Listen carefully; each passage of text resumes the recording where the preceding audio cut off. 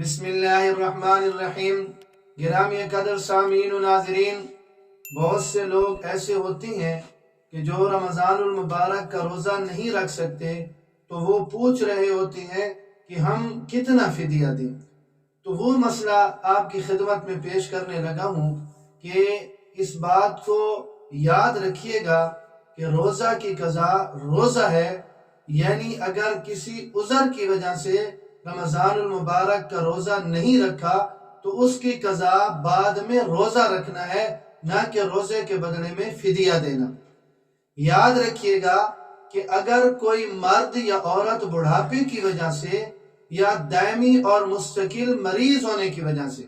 رمضان کا روزہ رکھنے پر قادر نہیں اور آئندہ زمانے میں بھی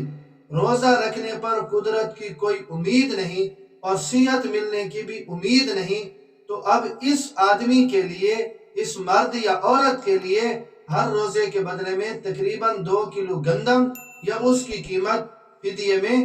وہ دے گا، اور اگر وہ صحت یاب ہو گیا تو دوبارہ قضا کرنا ضروری ہے، اور اس کا جو روزوں کے بدلے میں فدیہ دیا ہے یہ فدیہ صدقہ نفلی بن جائے گا۔ یہ فدیہ دینا گویا کہ روزے کے حق میں یہ باطل ہو جائے گا، اور اس کو مستقل طور پر پھر روزے کی قضا روزے کے ذریعے سے کرنا ضروری ہوگی۔ ہاں کوئی ماہر ڈاکٹر یہ کہہ دے کہ یہ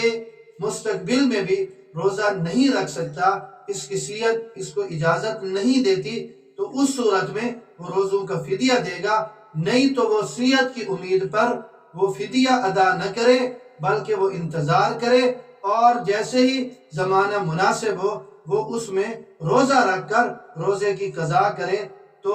اس مسئلہ کو اچھی طرح سمجھ لیجئے کہ روزوں کی قضا وہ روزہ ہے، نہ کہ فدیہ ہے۔ اگر کسی نے فدیہ دے دیا اور پھر بعد میں روزوں پر قادر ہو گیا تو اس کا یہ فدیہ باطل ہو جائے گا۔ اللہ رب العزت مجھے اور آپ سب کو دین سمجھنے کی توفیق نصیب فرمائے۔